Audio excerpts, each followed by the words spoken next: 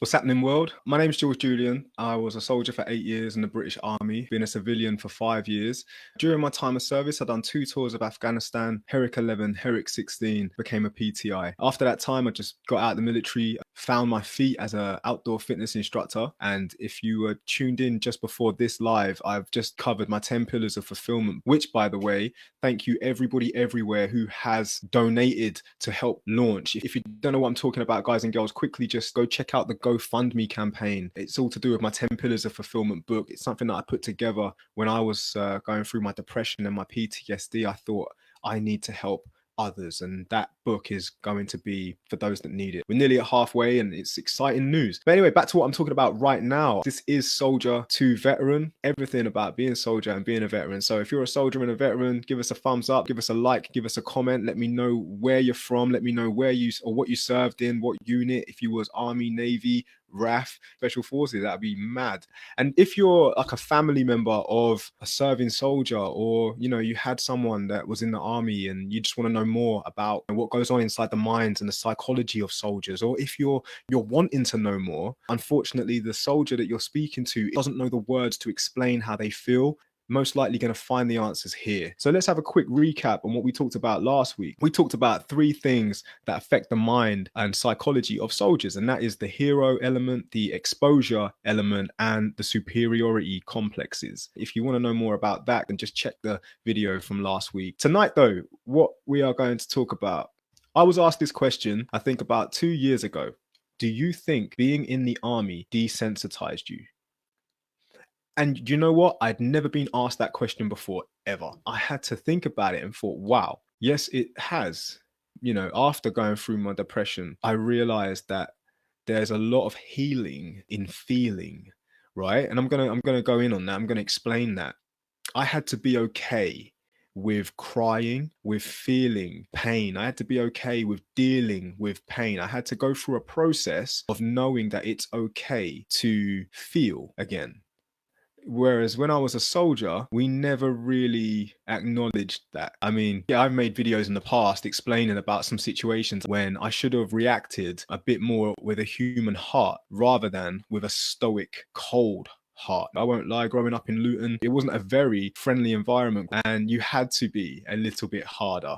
Yeah, you might traditionally hear some New Yorkers say, we're from New York, we're quite hard. And you might get people from Ireland be quite tough people. And it is all about environment. You become a product of your environment. However, back to what we're talking about, being desensitized in the military, I think it's a different type of desensitization. I'm talking about being exposed to some unnatural things and not reacting as you should if it was a normal situation. So for example, if you witnessed someone get shot in the street, you should react quite normally, fearful for your own life. Whereas as soldiers, we were trained so well in being resilient mentally that it doesn't even occur to us that the seriousness of the danger, don't get me wrong, we obviously knew like the outcome is a possibility. However, the fear factor, it just didn't exist. I know that sounds quite baffling for some, and I think a lot of soldiers will agree that we are not very fearful, and that therefore creates a false sense of security. It's like 1 minute you're unstoppable, you're unbreakable. Next minute, it's almost like a naive confidence. It's dangerous. You can be damaged. And I'm not talking about physically, I'm talking about emotionally, like mentally. This is where the clash happens. You could be faced with the darkness of your mind, your thoughts, and then you end up vulnerable, you end up lonely, and you don't reach out because it's confusing. You're not supposed to feel like this weak, vulnerable person. That's not who you are. You've been trained to be harder and tougher, and you know what I mean, you know what I'm saying. This is where I was when I got asked this question. Back to the question for anyone that's just tuning in. Do you think being in the army desensitized you? Ask yourself the same question, and I think most will agree with a yes. I actually asked this question to one of the viewers. He responded with, desensitization, in my opinion, is necessary whilst an active soldier. If we didn't have it, you wouldn't be able to function in the tough situations or communicate clearly as we do on the front line. However, coming out, you're faced with having to come to grips with a complete change in environment. A change in social groups means workplaces now become a place where you have to censor your behavior. All this amounts to is a soldier having his or her usual support structure, and due to the emotions being suppressed for so long, spurts moments of anger or depression, as these are strong basic emotions. And I appreciate that, really do. Took time to really digest the question, I guess, and come with an answer like that. One thing that struck me was the use of workplaces now become a place where you have to censor your behavior. Yeah, when we were soldiers, I say when we were, there's still guys serving now. But when I was a soldier, I suppose I didn't have to overthink how I was acting. I didn't have to overthink how I was. I was just surrounded by like-minded people who got it. We were all exposed to a lot at war. Coming home, we were told this, told that, be here at this time. We were just so institutionalized that we were very protected in the institution, right? I remember my first job as a civilian, there wasn't one soldier in the room. It was all civvies, right? And to think like them is a challenge. It's very challenging because I'm not one of them. However, now fast forward 5 years, I'm very civvy. For me to go back into the military, I don't even want to. And now that's a whole nother video. I'll probably talk about that in a whole nother video. I think I speak for most veterans now that are civied for a while. It won't go back.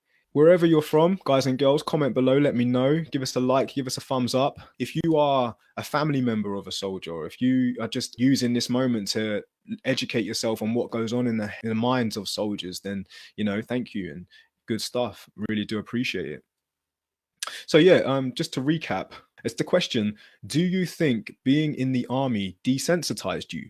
It's quite a tough question. It's quite a big positive self-reflection as well. There may be some soldiers out there who genuinely are in denial. This is something I found myself having to accept when I became a civilian.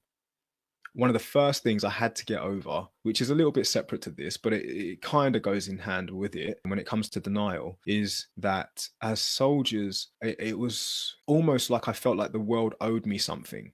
However, it doesn't. Now that I'm a civilian, I pity soldiers that think that way. I don't know why we were trained to think that way. Or even if it was the training, it might not have been the training. It just might have been what came with the nature of the job. When we went to Afghan, we'd do 6 months, come home, and no one has a clue what we just did. And then you do it again, like done 2 tours. Some men done 3 tours, back-to-back tours, because they didn't want to be in England. They just thought, I'm much better off doing this, and that right there, it can be very, very difficult to accept that when we are serving or when we are in the army doing what we do, it's not the reality. It's separate. It's almost like your real life gets put on hold. And then once you've done your service, you're back in the real world and you are expected to integrate with the real world. This is me being truthful to all my brothers and sisters in the military. It is not, we're going to slow down for you so you can integrate easier. It's not like that. It's like, no. You need to get with the program. You can't ask the world to slow down. You must learn to speed up with the world. And it's ironic because civil life is actually a lot slower than military life. And that's one of the clashes too. I'll have to do a whole nother video on that as well. Civil life is a lot slower than military life. Things don't get done as fast. That's one of the adjustments you need to make. And also that no one gets you as a soldier. You will say a joke that we would roar at with laughter in the military. However, civilians are a lot more sensitive and politically correct. I hate that term. It is what it is. You can't say certain things. You won't get away with certain things. The banter levels are not the same. And to a degree, the childish behavior. We were very protected in the military. I know that. We got away with a lot of stuff. We could go out and cause absolute havoc. We could turn places upside down, get away with ridiculous amounts of things that civvies won't get away with. Them sort of things there. Now, it's changing. It's definitely changing. I've got a really good friend. He's just joined and he's telling me all about what's going on in his unit at the moment. And he says to me, Jules, he's a millennial, by the way. Now, of course, millennials have got their own world of issues. Like, they're born into the tech age. They're already battling what it is to have communication skills, and we should be really catering to them, which is almost contradictory to what I just said about soldiers getting out as civilians. But I've got a soft spot for these millennials. It's not their fault. They were born into this situation. However, he is telling me that when he's in the army, he is wise enough to understand I'm actually being spoken to poorly. This isn't right. Now, when I joined the military, we wouldn't even be spoken to. I remember I got a few bangs to the face. It was it was definitely different era. However, this new era of soldier, it's not that we're getting softer. I just think that there are things being put in place to actually minimize the risk of soldiers taking their own lives, feeling like they can't hack it no more, and the pressure of being in that environment. There are a lot of people in the pond that are big fish in small ponds. And that is also another thing that you will need to face when you get out the army. Now, I know what I'm talking about, right? This soldier to veteran episode is not as uplifting as the last one, but I genuinely need to help as many of my veteran brothers and sisters as I can. The big fish in the small pond kind of attitude needs to go. When you get out, when you become a civilian, when you become a veteran, it's like a flipping ocean out here. No one's going to recognize you for being that big fish in that little pond. It's not going to happen. So he was telling me that there are seniors that are so bullyish. And I said to him, you need to just know this right now. That's how that is in there. Out here, you're going to be all right. They're going to struggle. You're going to be all right. Now, this is just putting it out there for whatever situation you might see yourself in. Truth no longer hurts. It's appreciated. And I'm just saying, if you find yourself in that category and that you need help, just drop a message. All right. You aren't alone. Okay. And we're very understanding as well. And that's what we're trying to build here, this community of soldiers and veterans and members and families and everyone that gets it. Like, we need to understand what goes on in here. We need to understand what's happening in the psychology of things. And that's the whole purpose of soldier to veteran. So yeah, if you haven't done so already, guys and girls, make sure you're following, make sure you're liking the page, make sure you're sharing it, letting people know where we're at, letting people know what we're doing. Also, anybody in the military struggling with their mental health right now, you need to check out my GoFundMe. What I'm doing with my 10 Pillars of Fulfillment book, I've put together to help the mental health of not only soldiers and veterans, everybody, civilians included. Please check out the video on the GoFundMe, the 10 Pillars of Fulfillment, and watch it. It will explain everything about how I can help you with your mental health. And other than that, if you want to follow me on Instagram, you can. I'm at Jules Julien World. That is soldier to veteran. Everybody everywhere, Jules Julien, peace and love.